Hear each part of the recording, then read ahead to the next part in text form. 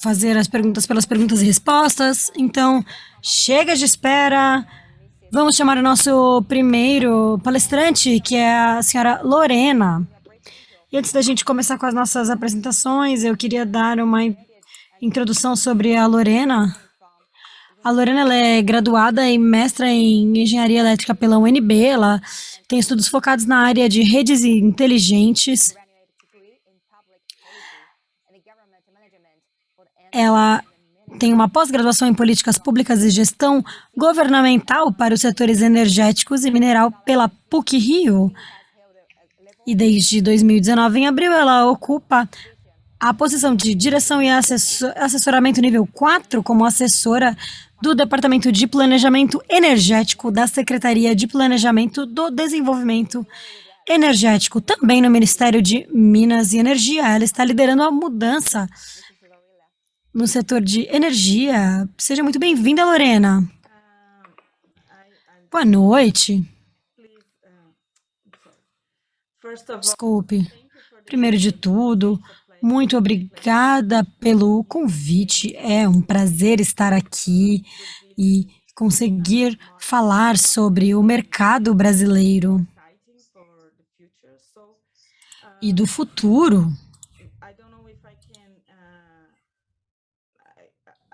Eu vou falar em português, eu acho que... Português. Sim, como tem a tradução, acho que eu fico um pouco mais tranquila falando em português, para não perder também nenhum detalhe, né? Então, acho que eu posso projetar aqui uma apresentação curta, né? Não sei se eu já estou com controle para fazer isso.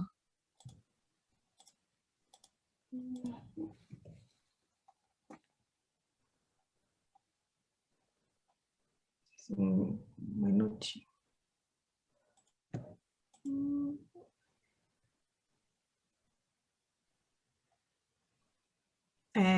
Já está visível, né? Já está visível a apresentação?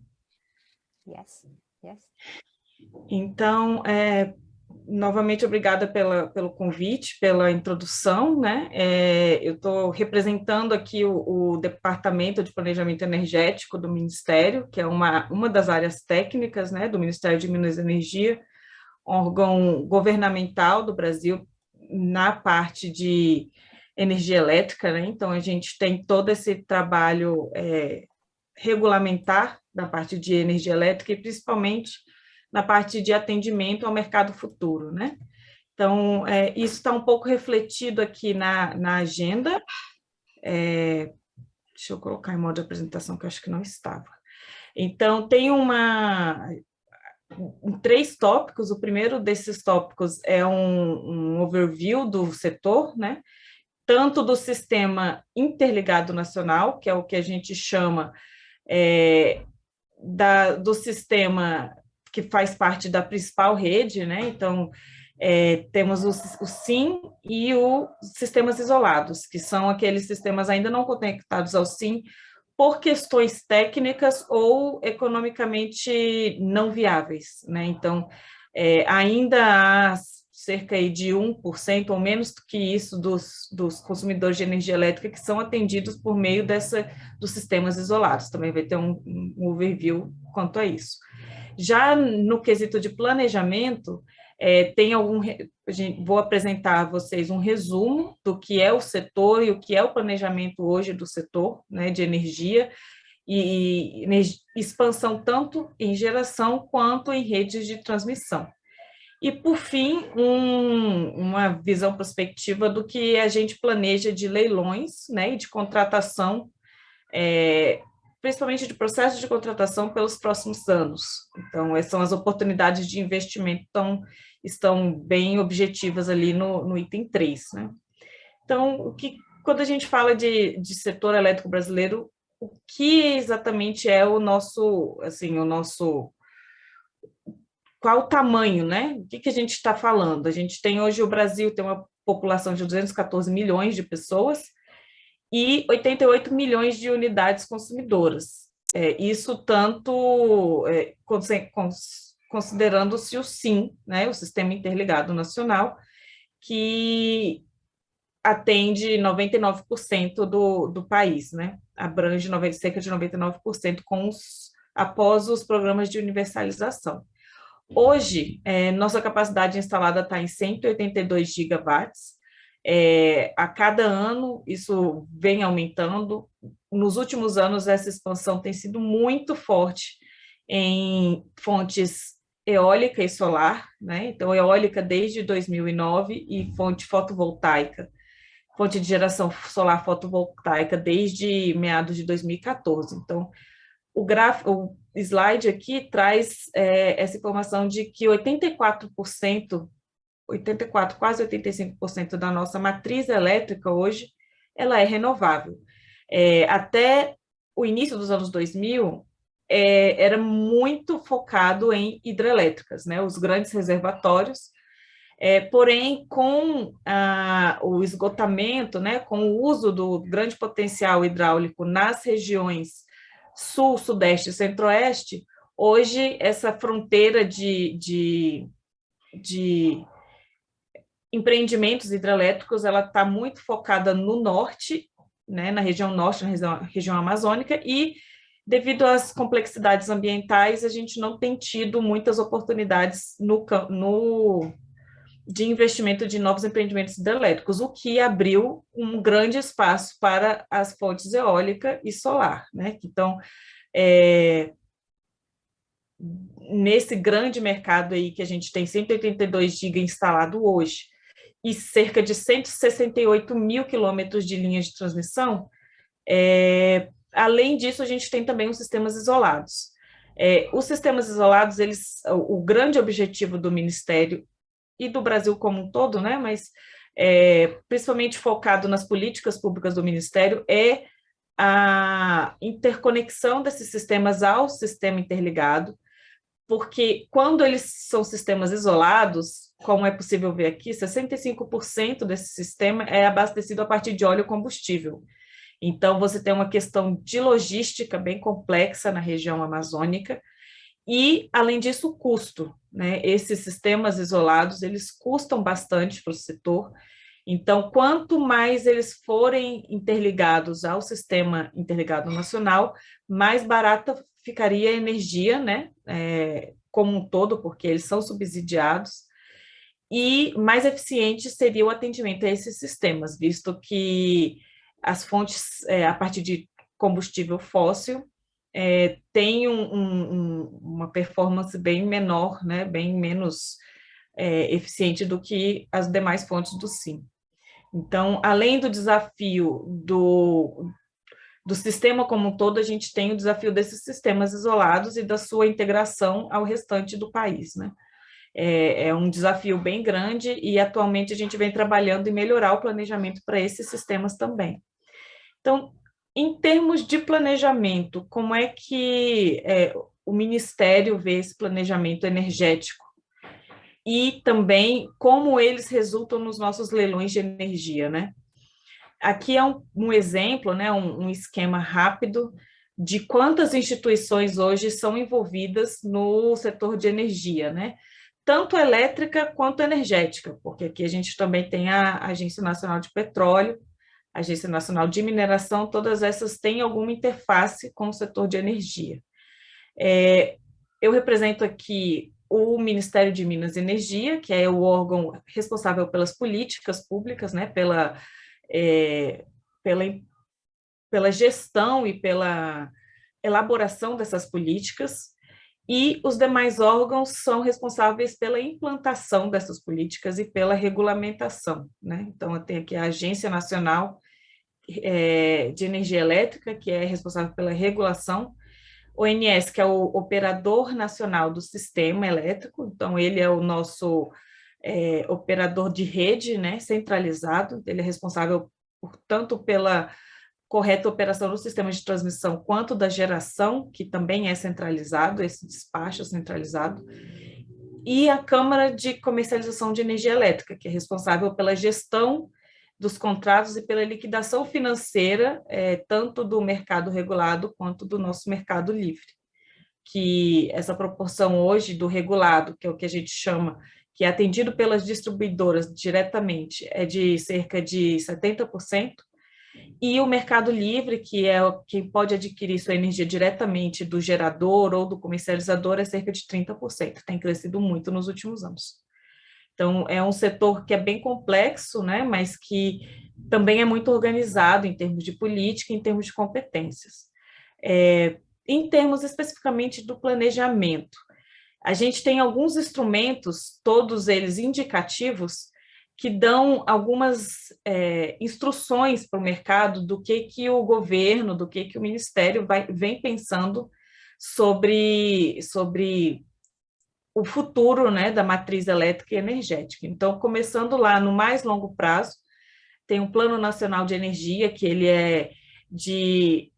tem uma visão muito mais prospectiva e de tecnologias disruptivas, né, em termos do setor de energia.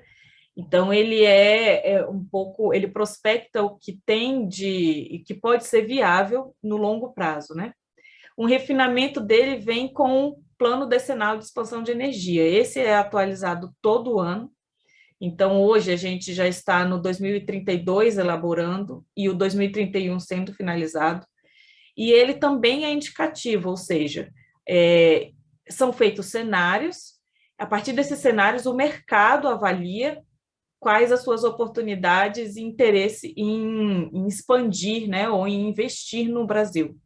Então, esse plano decenal, ele dá uma visão de 10 anos para frente, e ele traz muito essa visão, e ele tem muita influência na questão da composição da matriz elétrica. Então, o mercado se orienta muito pelo que esse plano decenal aponta anualmente, né, considerando que ele é atualizado anualmente.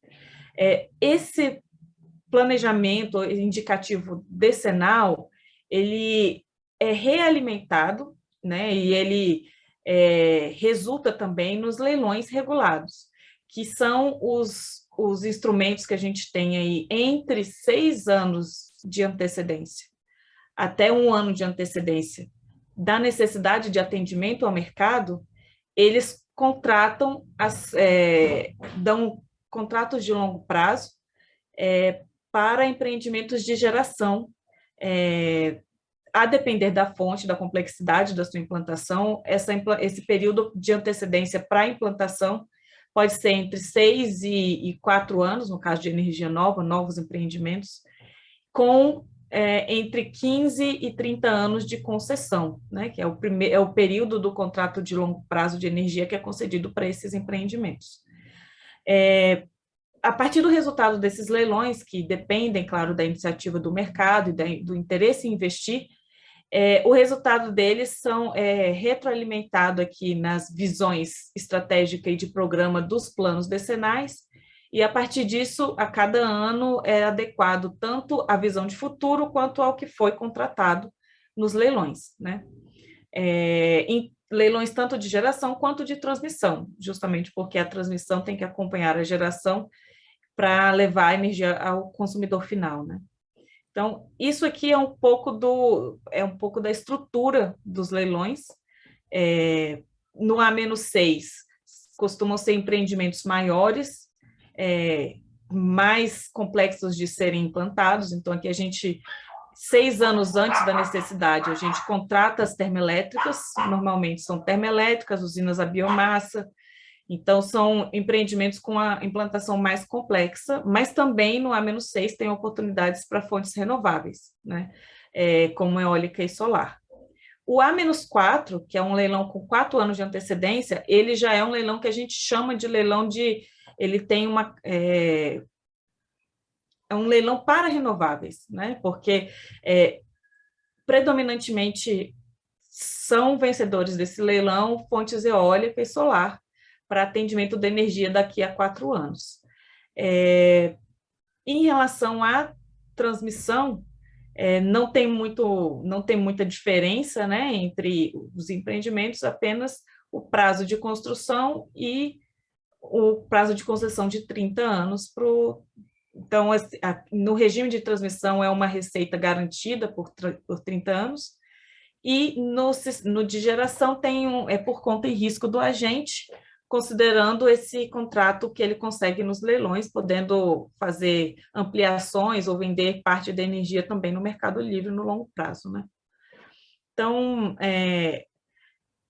por que a gente foca muito nessa estrutura dos leilões? Porque um dos pilares da política pública do MME é a previsibilidade, ou seja, a iniciativa e o objetivo dessa sinalização com antecedência é justamente para que o mercado consiga se planejar e tenha interesse em participar desses processos de contratação que, em resumo, tem uma cadeia extensa de etapas a serem cumpridas até a efetiva entrada em operação dos empreendimentos, né?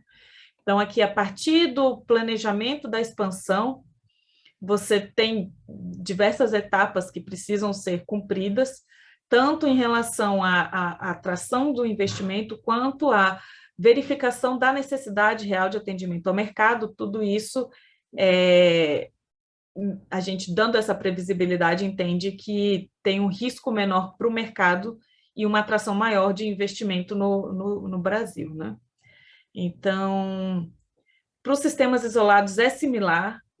A gente já realizou 2 leilões para atendimento aos isolados, mas aí eles são numa lógica de solução de suprimento, ou seja, o próprio empreendedor nos aponta o que ele entende que é mais eficiente para aquela localidade.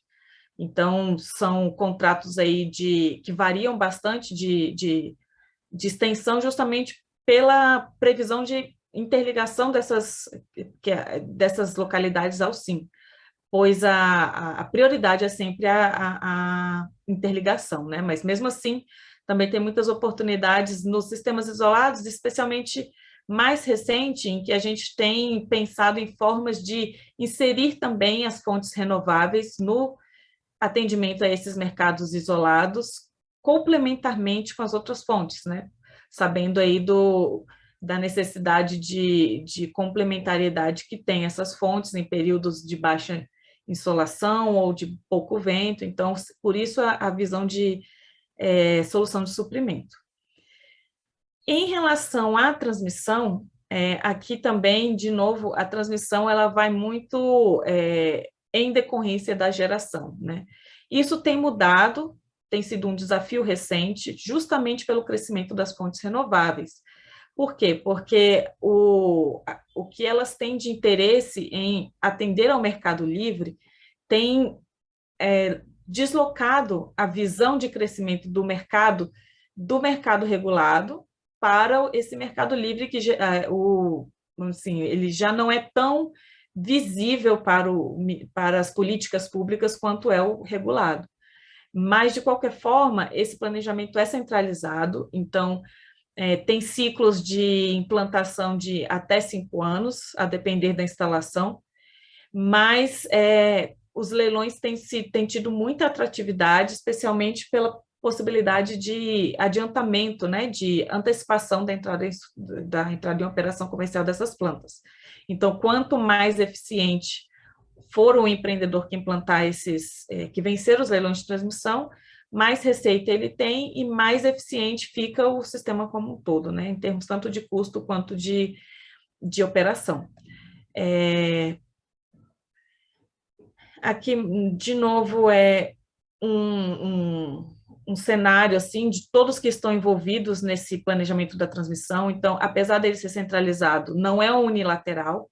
Então, tem sim a participação dos transmissores, dos geradores, dos distribuidores, de representantes da própria sociedade, para que sejam localizadas as necessidades específicas, né, do setor, e para que esse planejamento centralizado tenha uma visão o mais adequada possível do que é preciso atender. Aqui um pouco das etapas, né, após o Ministério dar as diretrizes para esses leilões e de definir quais são as instalações, isso passa pela instrução da Agência Nacional de Energia Elétrica. Isso também é avaliado pelo Tribunal de Contas da União, pois é considerado uma desestatização, né, uma concessão de um serviço público para o particular. e após o leilão, que são feitos cerca de 2 leilões por ano, é feito esse contrato de concessão para novas instalações, né? Mas também há um processo de autorização, ou seja, uma vez que esse concessionário já existe, ele pode ter instalações autorizadas para fins de melhoria e reforços na rede. Então, tem esses dois caminhos de investimento para um agente de transmissão. Em termos de o que a gente tem tido de resultado nesses leilões? No ano de 2021, foram realizados 2 leilões de transmissão, então resultaram em cerca de 4 bilhões de reais em investimentos, e em mais de 1.000 quilômetros de linha licitados apenas no ano de 2021, né, com uma grande capacidade, um aumento também da capacidade de transformação.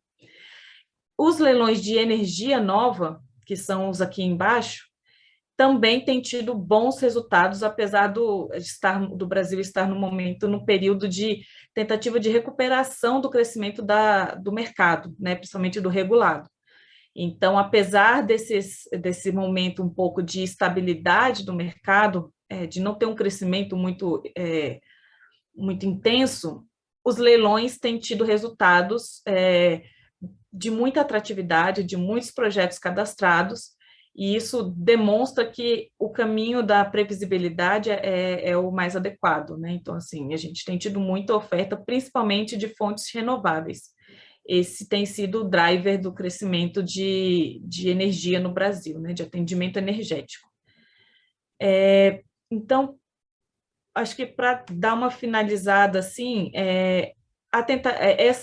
esse objetivo de transparência e de previsibilidade tem levado o MME a planejar até 3 anos para frente todos os leilões que serão realizados, né? Então, aqui a gente publica anualmente uma portaria em que é dada essa sinalização de quais serão os leilões a serem realizados nos próximos 3 anos.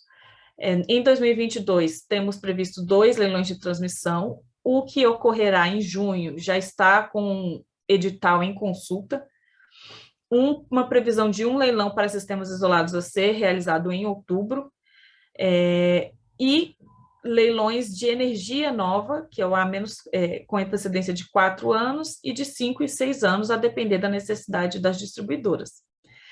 Uma inovação desde o ano passado, devido muito também a esse crescimento das renováveis, foram os leilões de reserva de capacidade. Nesse caso, o raciocínio é para a garantia de potência no sistema em momentos de pico, né? Então, para atendimento de demanda e para atendimento de curtos períodos de tempo no sistema. Então, aí é uma entrega muito menos de energia e muito mais de potência para o sistema, de confiabilidade. Esses leilões, eles se repetem mais ou menos no mesmo ritmo até 2024, então, tem sido uma média de 8 a 10 leilões por ano entre geração e transmissão.